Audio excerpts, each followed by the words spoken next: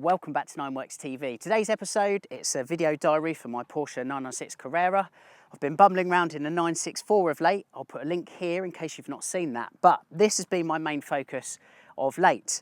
This episode is all about wrenching and road trips. As we know, I'm not really much of a mechanic at all.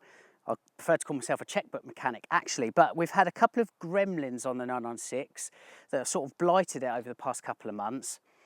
I've had a road trip come up to Europe, so obviously it's important when you're going to be doing some mass mileage that the 911 is in tip-top condition. And it all relates to steering. The steering racks, they do go on these cars. It's another one of the 996's mechanical gremlins that we've spoken about in previous episodes. My car here is no different. I've had a little bit of grief with it. In this video, I'm going to document what's gone wrong and what's been done to put it right. And then we're going to get onto the good stuff, which is a glorious road trip with two mates through Europe. Let's take a look.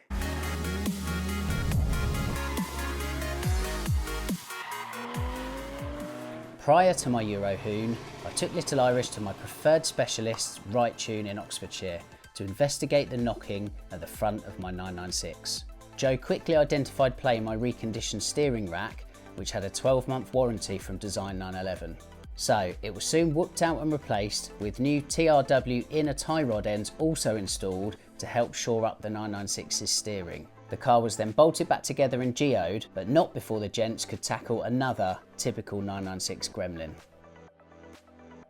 Next job on the list of things to do here at Wrightune is looking at the aircon. So you may remember at the end of last year when I went through how much I'd spent on the 996 in terms of maintenance for 2021. There was an addenda to the end of the video where basically, in clearing the leaves and detritus out of the front of the 996, basically pulled the bottom of the condenser off. As we know, it's a bit of an Achilles heel of the 911's design. We've got the condensers and the rads in the front of the car with obviously, big open areas, more so on GTS and GT cars, although GT cars have mesh there. They just hoover up so much detritus from the road.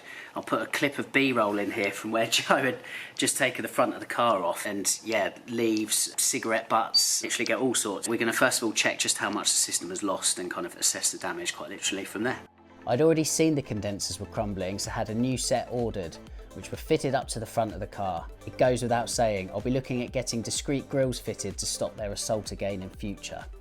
Anyway, with the condensers fitted, the 996's nose was put back together and the aircon system regassed.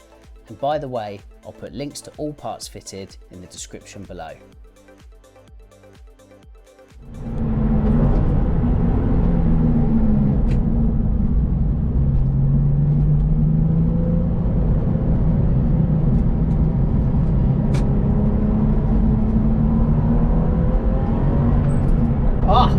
As you can probably tell, I'm extremely happy to be back behind the wheel of a 996 that is in tip-top form.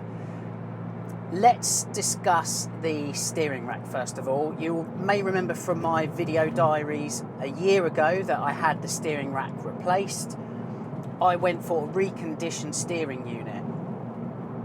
That obviously failed, but it had a 12-month warranty on it, failed after around 6 months or so. So there will be people rightly saying, well, surely that vindicates you just going all out and buying a brand new item. Well, cost is a very big consideration, as it always is with these things.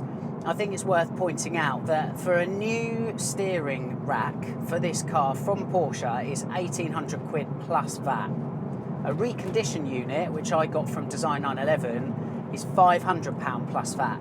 That is a huge price difference, and as I reasoned at the time, I can roll the dice, see if I win or lose, and even if I lose and have to get a new one replaced under warranty, which I have done, I'm still quids in, and that is the case. Of course, it could happen again, and that will really be where the proof is in the pudding and the acid test of this new versus reconditioned experiment. But I'm happy to do that in the name for YouTube, so that's all good. How can you tell it's failed, by the way, because the car was still steering fine? It was knocking really badly. What I will say is, in terms of the inner tie rod ends, what a great little change up that has been. Oof. Yeah, this car the steering wheel was chattering away like mad, and has been for quite some time. And to be honest with you, I always thought it was just because perhaps the car was lowered quite substantially when I fit the KW V3s. Evidently wasn't the case at all, and actually the vibrations that were coming through the wheel, although I got used to it, sometimes after long journeys my hands would be kind of tingling, where they're just like gripping a vibrating wheel for hours on end. Replacing those inner tie rod ends, which are peanuts, and because they're TRW, they are literally the same part that Porsche fits to the 996s. The only difference is these have a TRW badge and not a Porsche crest. They are pennies, and actually it's been such a revelation in terms of the change-up. The wheel is perfectly calm and still. All it does now is twitch away according to the undulations of the road. Nothing else. Otherwise it's perfectly calm, perfectly still. And it's an absolute revelation. So if your wheel is vibrating away as you're driving along, get those inner tie rod ends changed. For a small amount of outlay, it makes a very big difference to the car. That's the synopsis of the work done at Wrightune. Thanks as always to Chris and the guys for sorting the car out. Let's head to Europe, shall we? And so to my road trip and the Channel Tunnel with my comrades Paul and Nigel in their, wait for it, 993 Turbo S and 964 Turbo 3.6 respectively. More on this shot later, by the way. We disembarked from the car train in France and set off for Germany, where it soon became obvious my water-cooled Carrera would be batting well above its average to keep up with these air-cooled turbo titans. Let's take a look at them in a bit more detail.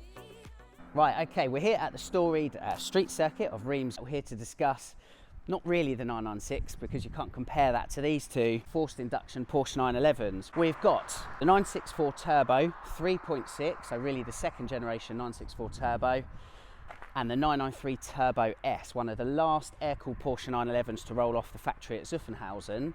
Interestingly, as a 1998 model year car, it's from the same model year as the 996. So as I've mentioned on the channel before, the original, the first 964 Turbo was the 3.3. Really, it carried forward the 930s single turbocharger engine at 3.3 litre capacity and shoehorned it into the back of the 964. For the Turbo 3.6, it was an altogether different proposition. Still a single turbocharger, by the way. Capacity increased to 3.6 litres. It was still rear wheel drive. How do you recognise the Turbo 3.6 over a 3.3? Well, chiefly it's these stunning Speedline wheels. Housed within those bigger brakes is the first time we had big red brakes on the Porsche 911. They're kind of ubiquitous today, but it all started here with the Turbo 3.6.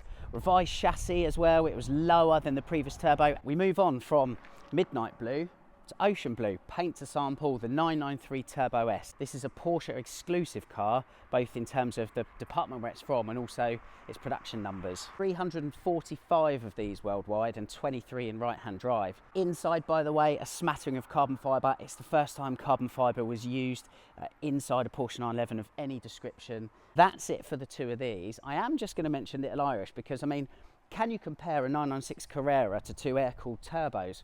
Well, the answer is emphatically no. They're completely different beasts.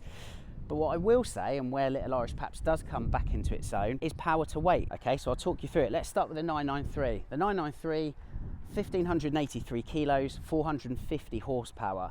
Power to weight ratio, 282 brake horsepower per tonne. The 964 Turbo 3.6, 1,480 kilos, 360 horsepower, 244 brake horsepower per tonne. Little Irish, 300 horsepower, 1,320 kilos, 224 horsepower per tonne. So, I mean, on paper, it's reasonably close to what is a classic icon in the 964 Turbo. The reality is, it's a much faster car, 4-second 0 to 60 time, round about a similar top speed of 170 odd. That is about it.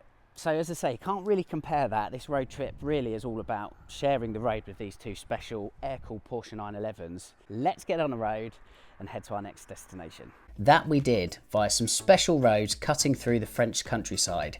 And it was fascinating to see how each 911 fared. One being rear drive, naturally aspirated, but the lightest of the three. One rear drive yet turbocharged, while the heaviest was armed with four-wheel drive and twin turbos. None of the cars let down their drivers, and it's fair to say none of the drivers let down their cars.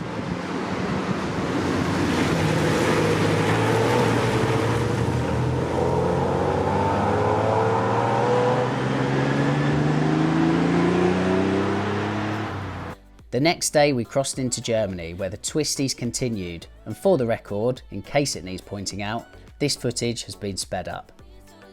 We were having a brilliant time, and by way of an opinion on the ground, what's even better as well is, touch wood, this 996 is performing admirably. You could say this car isn't in the same league monetarily as the turbos that I'm on the road trip with, but I totally don't mind that. I'm exceedingly happy to be in this 996, and to be honest with you, I'd rather be in this than a PDK laden 992 equivalent. So yeah, this is exactly what road trips are about. The three of us, all very different cars really, but we're all bonding with our own cars. A short while later, we'd reached our destination of sorts. We're at Stuttgart now. We've not gone straight to Zuffenhausen though. I'm not sure if you can see that building there. It's the Schloss Solitude. At the top, let me spin you around so you can see that. So that's what it overlooks, which essentially is Stuttgart, which is really cool. But that Schloss Solitude carries quite a lot of historical significance at Porsche. So, I mean, right the way back to the 356, the company, when it released a new car, would often bring it to the grounds of here to do the press shots. I'll put some in here in a bit of B-roll so you can see, but literally right the way back from the days of the 356 up to the modern times, all the press shots tend to be up here. So very cool. It's literally a couple of miles out from Stuttgart. So we'll now roll down this lovely hill. It's quite a nice little road, and then head to Zuffenhausen. We rolled into Zuffenhausen and secured some pretty cool parking. Remember that photo from earlier? Did you guess where it was? So, welcome to the Porsche Museum. It's not a bad background, is it? It's not a bad background. 959 prototype. Actually, I'll show you something while we're here. So, this was obviously an early prototype where they were looking at the form of the car's body. Obviously, this side air intake on the 959 is more circular and kind of flatter. So that's obviously an early design. But what's so cool about it, look, is all the writing from the team back in the early 1980s. I mean, I've no idea what absolutely any of that means, but all of that is still on there 35 years later. Extremely cool. There's so much here. If you've never been before, you're missing out. The museum here on Porsche Platz, it's directly opposite the Porsche Centre, and of course Work 2, where the 911s and Boxster production line and Taycan, where they're all made. So yeah, very cool. But they change the display here every 3 months or so. So I mean, you can literally do what I do, come every year. There's always lots to see and do. Away from the journalistic side, I must point out, I don't just come along every year to look at the museum. There's obviously, I'm here for work. Yeah, look, that's the Porsche Museum. We're kind of so chuffed to be here after what has been an amazing road trip to get here. And you can join us. So we're going to be doing a road trip, first for 996 owners very shortly. If you want more information on that, sign up to Nineworks at nineworks.co.uk, register, and you get all the comms first if you'd like to join us. But yeah, it's the first of many road trips we're going to be doing. It's been amazing to do this recce. It's been amazing to do it with 3 lovely cars, but most importantly for me, 2 awesome friends as well. And as I say, maybe next time you might join us too. Thanks for watching. See you again soon.